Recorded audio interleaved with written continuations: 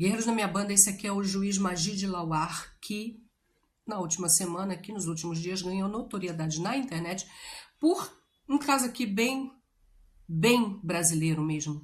Ele absolveu um homem de 35 anos porque estava tendo relações marital com uma criança de 12. E a internet foi tão violenta, foi todo mundo para cima dele, pro Tribunal de Minas, foi todo mundo para cima, e tem que ir, porque nós temos que fazer dessa forma, senão não acontece. Ele voltou atrás da absolvição e resolveu recondenar o homem que já estava preso. Então ele me soltou aqui a seguinte frase, deixa eu ler aqui para vocês. Infelizmente, significa que não foi de coração, né? Infelizmente, foi necessário um caso da minha relatoria para expor um recorrente entendimento adotado pelo judiciário. Se o entendimento é recorrente, então significa que ele não falou sobre os outros casos, porque ele já está aqui dizendo que é uma situação recorrente, que a gente sabe o que significa situação recorrente. Adotado pelo Poder Judiciário, com 2 pontos aí, considerar a realidade social e os avanços teóricos sobre perspectiva de gênero. Vamos com calma que eu vou falar sobre isso. Então, essa foi a frase dita pelo desembargador ao justificar a sua posição em um caso, nesse caso aí que eu já expliquei, do homem de 35, que ele tinha sido absolvido, mesmo havendo indícios de estupro de vulnerável contra uma criança de 12 anos de idade. Nós temos aqui várias camadas da mesma situação. Temos aqui um ponto, temos aqui um problema. Por quê? No Brasil, o artigo 217-A do Código Penal, ele é claro. Manter relações com uma menor de 14 anos configura estupro de vulnerável. E a lei, ela não exige violência, ela não exige ameaça, ela não exige prova de resistência e, principalmente, não admite consentimento, porque criança de 12 não consente. Criança não dá consentimento para esse tipo de situação. A criança, ela é protegida pela lei de forma absoluta. Ponto. E quando um magistrado fala em realidade social para fundamentar uma absolvição nesse contexto aqui, aí surge uma pergunta. O que eu te pergunto, meu querido guerreiro da minha banda?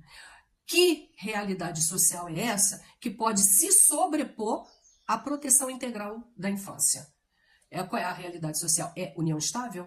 É dependência econômica? Ou é costume cultural? Nada disso afasta a tipicidade do crime. Não segundo a nossa legislação. Porque está na lei, está escrito. E não é livre de interpretação. Não. É como se fosse considerado uma cláusula pétrea.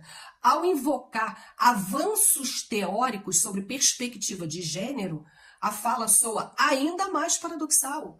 A perspectiva de gênero construída justamente para proteger meninas da adultização precoce e da naturalização de relações desiguais. É usada aí como um argumento em uma decisão que relativiza a vulnerabilidade legal. Se a decisão foi absolutória, essa declaração ela pode ser interpretada como? De que maneira que ela pode ser interpretada? Um discurso de legitimação técnica para uma decisão controversa. Ou seja, ele usou do juridiquês. Uma tentativa de transformar exceção em interpretação jurídica. Foi isso que ele fez. Ou uma crítica que o magistrado considera aplicação automática da lei. Ele fez uma crítica ao magistrado. Vocês estão entendendo até agora? Mas há aqui uma diferença entre aplicar a lei de forma automática e aplicar a lei de uma forma objetiva. O princípio da proteção integral da criança, ele não é um detalhe interpretativo.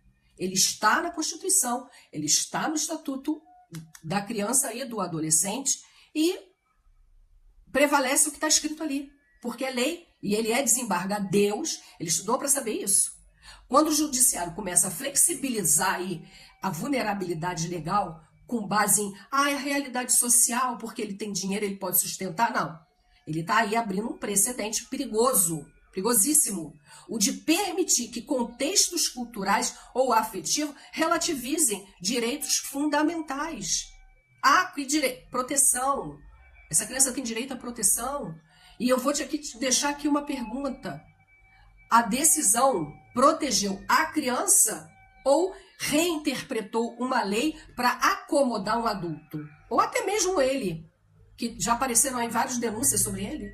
O debate aqui, gente, não é ideológico, ele é jurídico, ele é constitucional e é, acima de tudo, civilizatório. Porque quando a lei deixa de ser clara na proteção da infância, quem paga o preço não é teoria, não é o juridiquês, não é a reinterpretação, é a própria criança. Acabou a história. Se você chegou até aqui, deixa um like nesse vídeo, compartilhe e, principalmente, faça aqui um comentário. Faça aqui, ó, proteger as crianças. A gente tem que proteger as crianças. Esse senhor, eu não posso aqui falar o que eu queria falar sobre ele já apareceu em casos de várias denúncias de alguém que trabalhava para ele, de alguém que trabalhava com ele, de sobrinho de 14 anos. E pelo sobrenome dele, pelo nome dele, a gente vê que ele não é um João dos Santos. Ele é de uma família estável financeiramente, porque ele estudou, é desembargador. Eu vou falar desembargador, tá? Desculpa. E o sobrinho dele, de 14 anos, sem medo, veio para a internet expor uma situação familiar e disse que a coisa não chegou às vias de fato porque conseguiu fugir. Isso é muito sério. Isso é muito sério. Então a gente está aqui, ou a gente volta para o século passado, quando o invasor chegou ao Brasil e escolhia ali as suas preferências, né, vamos falar assim, que eram crianças de 12 anos, mas não existia Constituição, não existia lei, não existia o Estatuto da Criança e do Adolescente, e naquela época o conceito de infância, pré-adolescência e adolescência não existia. Por isso que vemos aí ao longo da história, principalmente europeia, muitas rainhas e princesas que casaram ainda pré-adolescente, para constituir ali família, para a questão de laço financeiro, é um reino com outro reino. Não existia esse conceito, mas agora existe, porque isso é um processo civilizatório. É assim que as civilizações devem evoluir. Não é só civilizatório, é um processo de evolução. E essa evolução, ela tem que ser feita e tem que ser mantida.